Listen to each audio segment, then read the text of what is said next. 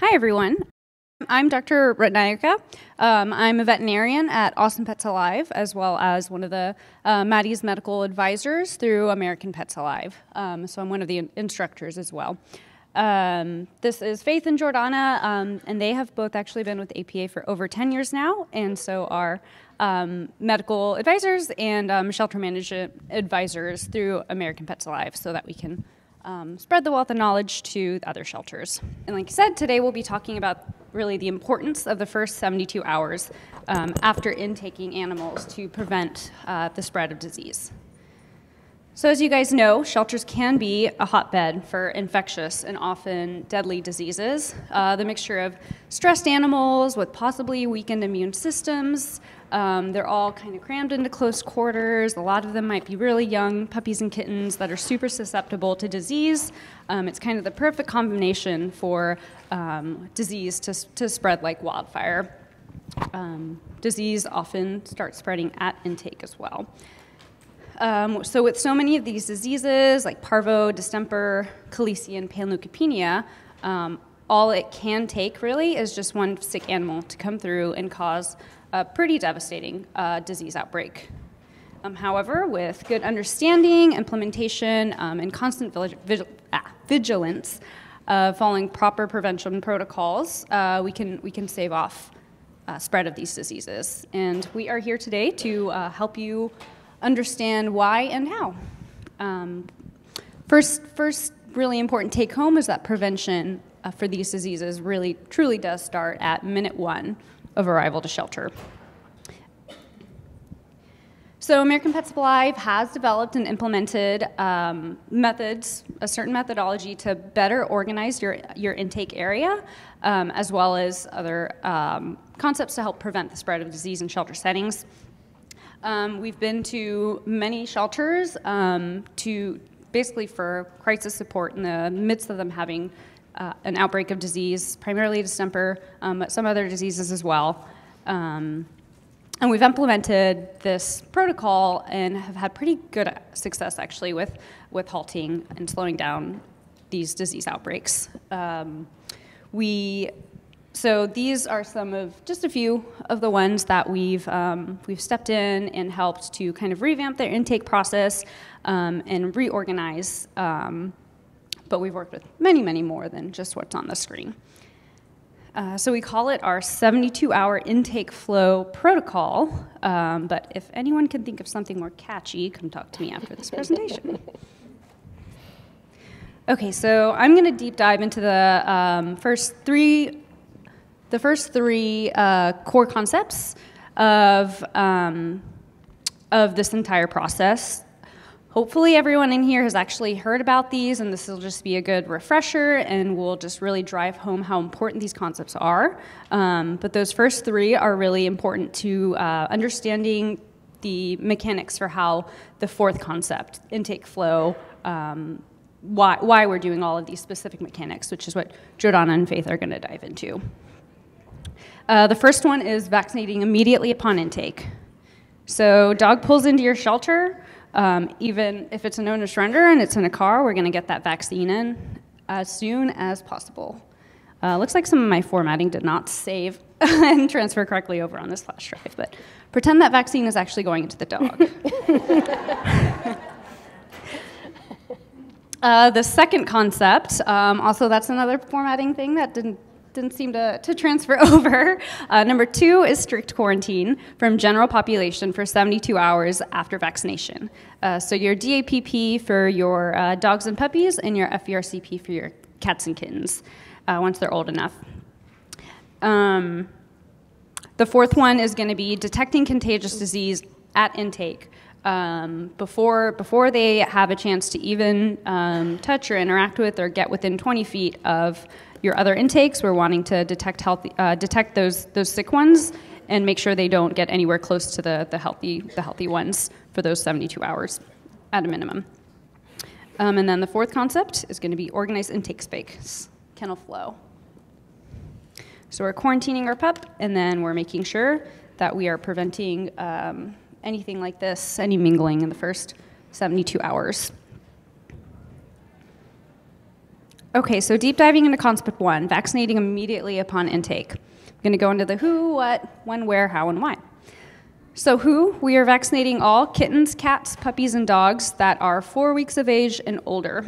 I don't know how many of you guys have worked in like private practice before. The guidelines for shelters are different though than private practice because of the high risk of being exposed to diseases such as distemper in a shelter setting. So that's why we've got 4 weeks on there instead of typically your private vet, as you get a new puppy, is starting boosters at 6 to 8 weeks of age. And we're doing this regardless of pregnancy status or illness. In particular, mild to moderate illness depends on the illness. In pretty much all cases at Awesome Pets Alive, there's almost no new intake animal that we skip that intake vaccination on because the risk of being exposed to really deadly diseases just far, far, far outweighs the risk of a vaccine. So that's the who, pretty much everyone. The what is going to be modified live vaccinations. These vaccines, as opposed to like your killed vaccine or your recombinant vaccine, are the fastest working ones. They're the ones that stimulate immunity very, very quickly, within minutes to hours to days of being administered. So in 3 days, in an adult animal that has a good, robust immune system, we can have almost full immunity to prevent illness. Your one exception is going to be puppies, kittens that still have antibodies from mama dog that are interfering with the vaccine. We just don't know who has them, and we don't know when they run out. So the when and where. When, literally the minute they enter the shelter, before if possible even. So owner surrender animals, if we can, we're gonna vaccinate them. The dog in the car, maybe the owner has come into the shelter to do paperwork, that sort of stuff. We're gonna have people keep their dog in the car if it's safe and vaccinate them in there so the dog has some time for that vaccine to kick in before entering in the building where disease might be. From the field, your animal protection officers, if they're able to vaccinate on the truck or in the field, that would be a great way to also kind of get that immune system kick-started before entering the shelter. Any way to get it in before entering the building. And then as far as as far as boosters go, every 14 days, so every 2 weeks until 5 months of age. So most important thing is going to be always vaccinate before entering their intake kennel. That absolutely has to happen. There's no reason for it not to happen before they are placed in their intake kennel. Concept number 1 continued. So how? We're going to make sure that the vaccines are properly stored and the proper handling is occurring. So vaccines, as soon as they arrive to your shelter, they're usually going to come on ice packs and kept cold. Make sure to get them right into the fridge, and they need to be in the fridge up until you're drawing them up to administer it into an animal. The little vaccine containers have some, obviously the vaccine itself, which can be pretty unstable if it's drawn up too early or if it sits in a room temperature hot car. So incredibly important to make sure that handling is occurring. Otherwise, your vaccine's going to lose some, if not all, of its potency and efficacy. Make sure that mixing is happening just prior to administering it. So as soon as you mix the vaccine together, kind of a 15-minute timer goes off, where you need to get that vaccination into the animal before that timer's up. We have been to other shelters that have been in the midst of distemper outbreaks, and all it really took was myself and Faith kind of observing the intake area for 15 minutes to notice that it looks like the intake staff had drawn up vaccines in the morning, and they were giving them out throughout the day. So that was probably a pretty big source of spread of distemper in that shelter. So double check that it's occurring at your shelter. Just because it's written down somewhere in a protocol book doesn't necessarily mean that it's happening. Just I would recommend it to verify, especially in the midst of an outbreak. All right, so finally the why. Why is it so important to get this vaccine into the dog or the cat as soon as it gets to the shelter? There are a few papers out there that do support that vaccines can work in as little as 30 minutes to 4 hours, some papers even say. But at the 3-day mark, the immune system is, the vaccine is mounting significant immunity to be able to protect an animal from these deadly diseases. Once again, puppies or severely immunocompromised animals aren't necessarily going to fit perfectly into this rule. But I just put up a couple of papers here. Feel free to snap a picture and take a look at them later. These two in particular talk about vaccinating puppies immediately before they were exposed to distemper in a shelter-like conditions or shelter-like environment with animals that were actively contaminated with distemper. So there are those two papers. And then this is the UC Davis, it's just a screenshot actually from their website. They actually say on there, cats begin mounting an immune response to panleukopenia immediately and develop full immunity in 3 days. A delay of even a few hours renders the vaccine far less useless. Even injured and mildly ill should be vaccinated. Okay, concept number 2, strict quarantine from general population. So we have 2 goals when it comes to quarantining them. We're doing a vaccine quarantine. We're not necessarily quarantining them from other people. It's from other dogs who might be sick. So goal 1 is going to be eliminate contact between your immunonaive population, which is new intake animals that we're kind of assuming no one that's entered our building has had a vaccine in the past. So they're all immunonaive essentially. So we're eliminating contact between them and the general population. General population of animals might be shedding disease. So we're doing this and being super, super strict about it, eliminating contact between those two for the first 72 hours while those vaccines have time to kick in. Goal number 2 is to actually reduce contact between your intake animals from each other, which Jordan and Faith are going to talk more about. The exception is that the animals are allowed to leave the shelter. They can go to rescue. They can go back to their owners if they come forward. They can go to foster. They can be adopted out if their owner surrenders. So they're okay to leave the building, the shelter. They just can't mingle with other dogs, essentially. Okay, and then concept number 3 is detecting contagious disease at intake. So once again, before an animal who might be sick is mixed into the same room and breathe the same air as other dogs who are immunonaive, we are going to do a quick screen for pretty much these top symptoms: upper respiratory, coughing, nasal discharge, diarrhea, vomiting, not wanting to eat, seizures or other neurological diseases, especially in combination with the other symptoms. That's a big red flag for distemper. Animals with these symptoms should not be placed in your healthy intake quarantine. They do need to go to isolation. They shouldn't go to general population either necessarily. So sometimes you have to get creative with isolations. Offices, pop-up kennels somewhere.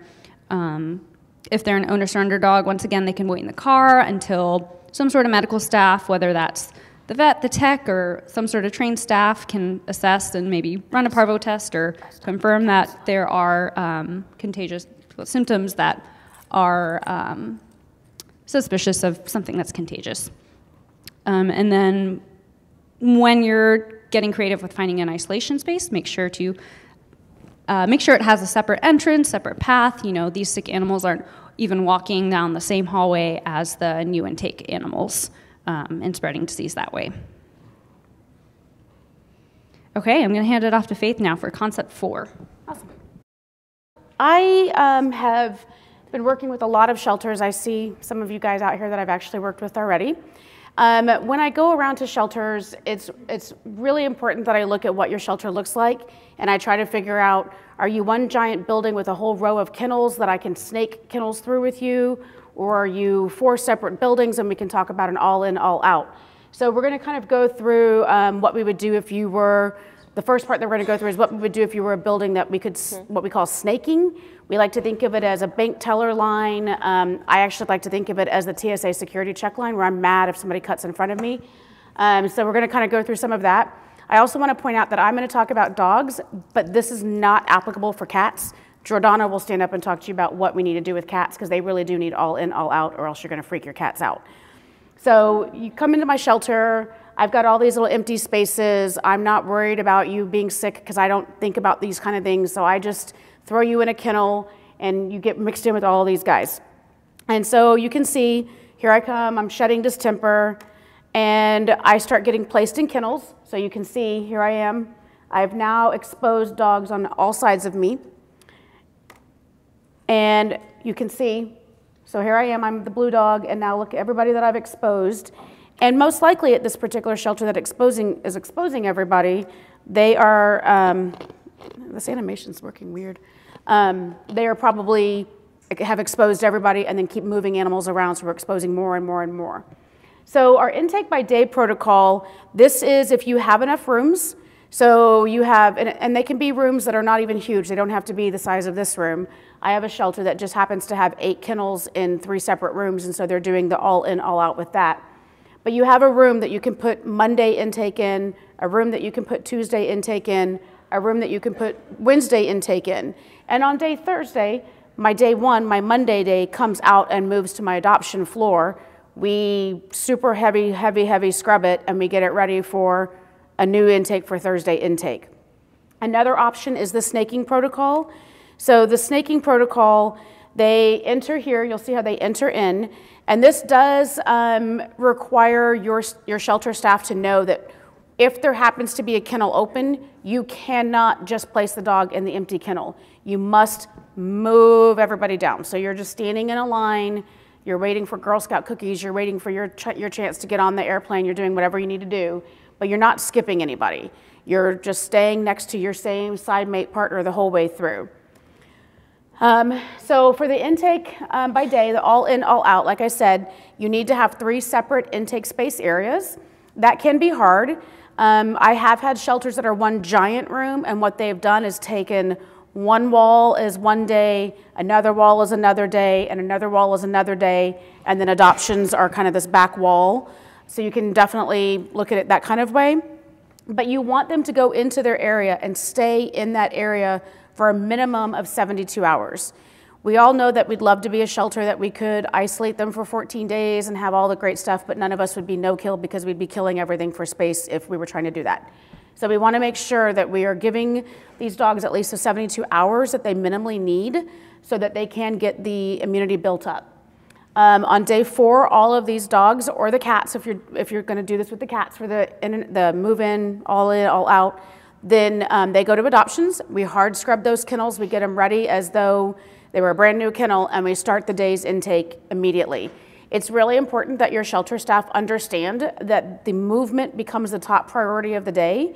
I've worked with a couple of shelters who have stumbled over this because it's time for intake to start up, and they haven't moved all the dogs out yet, or they haven't cleaned those kennels yet. So then your animal control or your animal protection officers are in their trucks and super angry because they don't have anywhere to put the animals that are supposed to be coming in because these kennels haven't been cleaned, haven't been emptied, whatever. So you have to shift your mindset of your animal shelter to understand that the most highest priority animals in the shelter that day are the ones moving out, and then kind of keep going forward for that. So the all in, all out is going to contain your undetected diseases in your building. So if I came in super sick on day 1, but nobody saw it because I didn't have the draining nose, I didn't have the drainy eyes, I wasn't coughing on everybody, I'm just harboring it, but I'm harboring it pretty good. If I breathe on other dogs that are in that room, they don't get to breathe on tomorrow's intake or the next day's intake. So my other days are covered with, they're getting their vaccines, they're quarantined from me, I can't get them sick. Our goal is that by the time I make it out to my general population, they've already had their immunity build up because they've got their vaccine 72 hours plus ago. So they're not going to be exposed to me or be susceptible to me because they've been exposed to me. I'm apparently a really big disease person or something. We also want to make sure that everybody is wearing PPEs separately. So you don't want to go clean day one room with your PPEs. Obviously, everybody knows it's gowns, gloves, masks, booties. I don't want to go from day one into my day two wearing my same ones. I need to take them off in between each room. I also cannot carry my poop scooper and my broom and my mop from day one room right on into second day room, right on into third day room. So we need to have them labeled, and I think that you really need to have them labeled very clearly. I've gone into a couple of shelters where it says, this one belongs to building 1 and I'm in building 3. So we want to make sure you have giant labels on them, that your staff knows if the label falls off, you have to replace it. Just really heavy duty protocols on not sharing equipment all the way through. This is one of my favorite methods, honestly, because I do feel like it's more safe. You're not going to have as many mistakes if everybody follows the rules. The hardest part about it, though, is the space. Not everybody has the space that we need to be able to do essentially 4 separate rooms, because you need an adoption center as well. The cons are that, the lack of space, and then if you designate building 1 for Monday and building 2 for Tuesday and building 3 for Wednesday, but Monday, for some reason, everybody decided to keep most of their animals at home, and I only got 4 in on Monday, so now I have 12 empty kennels on Monday's day. Tuesday, I got 12 extra dogs. There's always the sense of, oh, but I have extra room over there. Can I just put them over there? The answer is no, not if you're doing all in, all out. So you have to kind of weigh and balance that. Do you have a constant standard intake? Do you have an average that you can use? Things like that. So you have to really go into all of that while you're looking at which process you're going to follow. So here's our clean break. We're going to go in and scrub it. All the little bugs are going to go away, we hope. And this is up to your staff. They've got to clean really, really good. Again, here it is. We're going to be all out, all in, all out to contain the undetected disease. We've got all these different PPEs, all that stuff. And here is a sample of the Monday intake. So here you can see our little dogs here. They came in on Monday. Here's our Tuesday ones. They're all separate. Day 3 has these little cute chihuahuas that probably bite everybody. And this is how they're going to run. And then they're going to move out over to adoption. Off we go. And then we're cleaning that area, and we're putting new dogs in there. So this is the all in, all out is a really good way to do it if you have the space. If you don't have the space, then we're going to talk about the snaking method. So the snaking method would be something that you've got just rows that wrap around of kennels. Things to think about with this, though, make sure that if you have a lot of the shelters have the chain link on the top. Make sure that it's high enough up, the dogs aren't licking each other, you can't put your paws underneath each other, you can't tongue-to-tongue each other underneath the cage dividers, anything like that. I've seen a lot of shelters think that they were able to do snaking, and then all of a sudden they realize, oh, but wait, they can get up and stand on the brick wall or the concrete wall and kiss each other through our barbed wire, chain link, things like that. I've had one shelter that actually went and put plexiglass, made plexiglass dividers and pieced it in all the way so that they could make that happen. So you have to get really, if you have, some of our older shelters have, obviously we're not set up to be animal shelters, we were set up, as everybody knows, to be animal killers. So we have to make sure that we're modifying the design to fit what we need for our animals. We like to think of it as a bank teller, airport security, check line, any of those types of things. Anything where you're just following through, even a movie theater or a rock concert where it's, you've got a long line to get into, anything like that. And it just keeps me with my neighboring dog. It doesn't let me go see my neighbor from 2 days ago over there that I might have lived by it in my neighborhood. I have to wait and just meet up with that dog in general population. And by the time that I reach the end of my 72 hours, I'm at the end of my line. I've done 72 hours of getting my immunity. I'm good to go. I'm ready to go out and join the general population. I might still get a cough. I might still get a runny nose. But I'm most likely not going to get the fatal neurological disease that comes with distemper or effects. So again, we want to be able to keep the neighbors the same, no cutting at all. I want on that airplane first. I want my $20 bill before you get yours, anything like that. We also, the pro for it is you only really need one giant intake area. You don't need to have a whole bunch of little separate areas. And you can keep them snaking longer than 72 hours. Jordana's going to show you a video from one of our shelters where they actually end up in there 5 to 7 days on average just because of the way it's been designed and worked out. So that's really great. The only con is if you're a small shelter and you just don't have enough room to hold the animals for 72 hours, we have to figure out how to make that room. And I have a couple of shelters that are struggling with that right now. You have to get really, really creative. Shoreline kennels are not the best, but if we have to add them in for the very end of our 72 hours, that's something that we can look at. They have to absolutely be away from general population dogs. This also includes if you're a shelter that needs to pair up dogs and you send them out to playgroup, you cannot let that dog that went out to playgroup come back into your intake area. That's a big thing people forget about. They think, oh, well, it went out for a meet and greet, it went out to playgroup, but it needs to go back to its kennel. It can't. Once it steps out of your naive population building, it cannot go back in there at all. Here's a kind of a diagram showing you how we fill it all in. This is also another shelter that we've worked with. They house their longest stay dogs over in the yellow, and we brought them in and we snaked them all the way through. And this is actually still working at that particular shelter. So a few important things to keep in mind, obviously, is if the animal gets out of the snake, what do we do with it? I didn't mean to let it get out. I took it out to playgroup, I brought it back, and now I got placed in the wrong kennel. Get that animal out. That animal's possibly been exposed. Let's put it in somebody's office. Let's see if we can get a foster home that can watch it. Let's do any of those kind of things. Let's just not put it right back next to my naive population again. It does take a lot of work. It's a lot of movement, but we've actually talked with at least one shelter, Bark, out of Houston. Their staff were very against it at first because they thought there was going to be a lot more workload for them. And they found that just sliding the animals down and cleaning the one kennel at a time and continuing to do that sped up their cleaning process by 28 minutes. 28 minutes isn't a big deal unless you're a smaller shelter that needs those 28 minutes to now start the feeding and the watering and the walks and all the things. So it definitely was able to work good for them. Also, only dogs that came in on the same day can share a kennel. So as much as we want to put the fluffy Chihuahua and the fluffy Poodle together, but one came in on Monday, one came in on Wednesday, we just can't. We just don't know what happened on Monday or Wednesday. So if they came in together on the same day, they came in on the same truck, things like that, totally fine. But otherwise, they cannot share a kennel together. Some of the shelters are doing snaking all the way through the whole shelter. So it may not just be their 72 hours. They've just decided to do that the whole time. That works well as well, but you still have to have a what do we do if we don't have a kennel for them. So if they've already gone through the whole 72 hours, we do say they can start the snake back over rather than depopulating just because of space. Again, you want to make sure that they're healthy and that, but they've done the whole 72-hour hold, all that kind of stuff. And then Jordana gets to talk about cats. There. Okay, so cats, you don't want to snake your cats. They're going to get sick. And they're going to stop eating, and they're going to get really mad at you.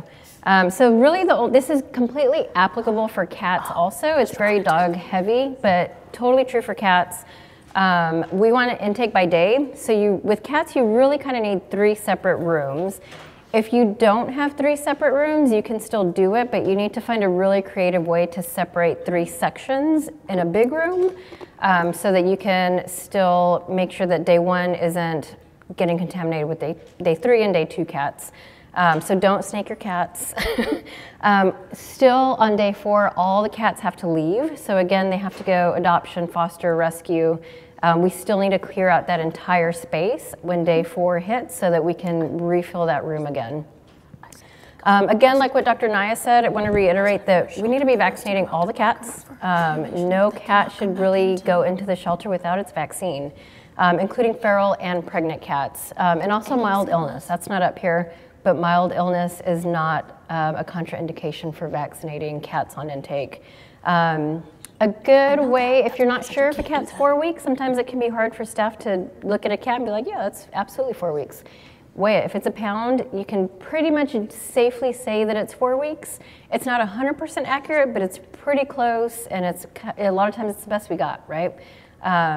So every single cat, 4 weeks, 1 pound. 1 pound is a good marker. And your feral cats, we just say it has to go IC, in-cat. Vaccines are labeled to go IM, so that's totally fine. If we're gonna kind of jab a cat, obviously you wanna make sure you're not going in like the chest area, aim for the butt. But every cat should be vaccinated. Again, kind of like with puppies, we know that kittens aren't going to have that full immunity, but we definitely need to start mounting that immunity so they can start getting that protection. So kind of circling back, so both methods, both intake by day and snaking method, there are exceptions, right? As much as we want everything to be black and white, there's a lot of gray area in what we do. So a couple exceptions, returns. If you have a return coming back into your shelter, you need to figure out, you need to look at the paperwork, look at the information and say, is this a dog that needs to go, or a cat, that needs to go into our intake by day process, into our first 72 hours, or does it go to general population? This is especially important during outbreak, right? If you're seeing a lot, high incidences of disease in your shelter, you definitely don't want to take that return and put it right back in your day one room or the beginning or the end of your snake process, because you've just compromised that entire process. So look very closely at that. Owner surrenders with proof of vaccine, they don't need to go into the 72-hour intake by day or snake process because they have their vaccines. And they don't need to serve a stray hold because they're owner surrender. So those dogs and cats are free and clear. They can go into your general population and get adopted, as long as that vaccine was done more than 72 hours ago, right? We don't want to take a dog that was vaccinated yesterday and then throw them in a general population. We're still focusing on that 72 hours that they need to mount that immunity. Another thing, we want the vaccines to have been done by a reputable source. If you have somebody that's bringing in a vaccine wrapper or whatever from like a feed store vaccine, I would question that and just maybe revaccinate them and treat them like they have not had a vaccine. But pretty much anything, if you have other shelters that you work with that you trust and work with closely, vet paperwork, anything like that, just clear them, they're ready for adoption. They don't need to be clogging up your intake holds. Couple rules of thumb, we've already talked about some of these, but sick dogs and cats should not be intaked where healthy dogs and cats are. You want to identify those animals and remove them from the process. Find a different area. We're a big fan of just doing it in the people's car. If they're coming in, if they're owner surrender, they look sickly, make them wait in their car. If they're coming off of an ACO truck, say, hold on, don't take that animal out. We need to look at it a little bit more. And by looking at, it's like a 2-minute exam. A lot of times we can look at them and say, are they having nasal discharge? Are they having twitches? Do they have a lot of bloody diarrhea coming out of them? But we really want to catch those animals and immediately remove them from the intake lineup. We want to defer intake as much as possible. If you have a good Samaritan that found a dog or a cat, and they ask them, can you hold this? If we vaccinate this animal right now, can you hold it for 72 hours and then bring it back to us? Then it can go straight into general population and it doesn't have to go through your 72-hour intake process. We found in experience that a lot of people actually have no problem doing that. We just have to ask them. If we don't ask them, we never know. Best case scenario, they fall in love with that animal and they keep it. And then it never comes through the shelter. Worst case scenario, they bring it back, it's had its 72 hours and it can go straight to adoptions. That's one animal less in your intake process. It's one animal less that your staff need to take care of every day. So it's kind of a win-win all around. We do want you, we highly recommend you do this, but kind of look at your ordinances and your laws and make sure that the wording, you're clear to do this per the wording of your ordinance, and make sure that if you need to change the wording of like a waiver or a contract or whatever, that you're looking into that. No mingling at intake, so we're all kind of used to like the shelter opens and there's a line of people and all the dogs and cats are just staring at each other and barking at each other and licking at each other. We really want to do away with that. That's not, we're kind of, Dr. Jefferson says we're like mixing everything up before it even enters the shelter. So we want people to stay in their car, have very clear signage to make sure people know they should be staying away. At Austin Animal Center, they actually stationed somebody outside, I believe it was a volunteer, Staff. to say, you wait over here, you wait over here, you wait in your car, and we'll call you when it's your turn. So we want to avoid that long line that we're kind of used to of just the dogs are getting each other sick before they even make it into the shelter. And 15 to 20 feet at minimum. droplets can aerosolize that far, so we want to make sure that we're keeping them far enough. New intake population dogs cannot cross the path of general population dogs, ever.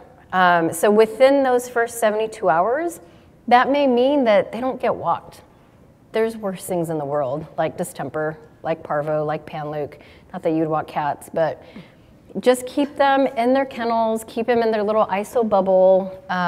We don't, unless you have a designated space where you can say with certainty that they are not gonna cross the path of another dog, that might be okay, but I don't know many shelters that can say that.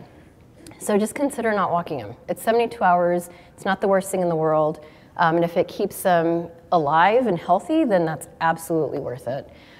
Consider where your euthanasia room is. If you are taking sick dogs to be euthanized, we probably don't want them walking past other dogs that might be in their 72 hours or might be newly vaccinated. So really kind of consider routes of dogs, like which way are we walking them around. One small example is our parvo ward. A lot of times when they graduate from parvo, they're negative, they go out to a kennel at Austin Pets Alive. Well, we don't want those dogs walking through our medical clinic, and our setup is that's kind of the quickest route. Guess what, staff? You have to walk that dog all the way around outside because we don't want them coming across the path of another animal. So consider just walkways and where dogs are going. Again, like Faith said, common supplies like poop scoops, mops, all of those items that we use every day, they're giant fomites. So we have to keep that in mind. So really make sure that each area has its own set of supplies. Color coding is a great way to do it. There's like blue room, yellow room, red room. That's kind of easy for staff as they're super busy in their day to identify something that is in the wrong area. Vaccines happen before they enter the shelter always. If a dog hits a kennel and it has not been vaccinated, it's wrong. You're doing it wrong, it's being done wrong, you need to revamp your process. If it's the only thing that happens, right? If you're intaking a dog and you don't have time to do the microchip or the weight or whatever it is, at minimum get those vaccines in and say, we'll come back to that dog. Do it in the lobby. Again, doing owner surrender cars, just make them wait in their car. It's a little bit strange at first, but once you get used to telling people that and your staff get used to telling people that, it's really just not a big deal. Exam room, obviously, you want to do it in your intake exam room, but never ever after they've entered their kennel and they're sitting in there. Hours matter, and if hours matter, that means minutes matter. Even sick animals, so crashing, high fever, pregnant. Crashing is one thing that you want to maybe stabilize them first before you vaccinate them. In those cases, you're just postponing the vaccine by an hour, 30 minutes. As soon as they're stabilized, get that vaccine in them. It doesn't do us any good if we're saving animals, hit by car, trauma cases, if they're getting sick of a deadly contagious disease in our shelter, so make sure that those guys are getting their vaccines. Fever, pregnant, we just vaccinate them. It's not worth the risk of disease. Same thing with injured. So neonates, this is probably one of the crazier things that we say, but again, in our history and our experience and working with other shelters and even our own shelter here in Austin, if you're going through an outbreak, if you have a distemper outbreak, a parvo outbreak, vaccinate as early as birth. There's nothing bad, Dr. Jefferson talked to Mariel, and there's no studies that say it's wrong or it's bad or something bad's gonna happen. If the risk of disease is high, then it's absolutely worth it. Just do it. We have gone to a number of shelters that have been through the midst of a distemper outbreak where newborn puppies or young puppies are pretty much, they're guaranteed to get the virus. Start vaccinating them, and we found over time that when those puppies were totally fine as they aged up, as they turned 6 weeks, 8 weeks, 10 weeks, they were healthy puppies, and they survived. They survived through that outbreak. So in our experience, risk-benefit, just do it. And it's important because, like I said, hours matter, minutes matter, so we want to get these vaccines in as quickly as possible. So this is from AAFP and AHA. Pregnancy and mild illness are not contraindicated to core vaccines because, again, of just the high risk of disease that we're exposing them to. So this is, I don't think, okay. Yeah, it's not going to work. But so you want your APOs, your ACOs to vaccinate. Well, maybe not necessarily. If you can get them to vaccinate, that's great. But we want them to vaccinate as soon as possible. This was a video at a shelter where they started vaccinating as they were coming off of the ACO truck and into the building. So staff weren't having to, because the first thing that an APO officer wants to do is get that dog in the kennel so they can keep doing their job. But if we can have staff kind of ready and waiting, we can just get that vaccine in, they can move it right in. Wildlife is a huge issue, well, not a huge issue, but it's something very important to consider. I'm kind of a masochist and I have a distemper alert on my Google, and wildlife has distemper all across the country. So make sure that your APOs are being very careful with any deceased wildlife or sick wildlife, because they may have distemper, they may have parvo, and if there's dogs in that truck, guess what? That's how it's being spread. So something very important to consider that we don't necessarily always think about. Car exams, always do car exams. We want our vet staff to go outside and assess animals. At this particular shelter, they were going under massive construction. The vet was still able to walk across the shelter and do a car exam so that animal didn't go inside the building and didn't further expose other animals or get exposed to anything else. So something to really utilize in your shelters. Overcoming obstacles.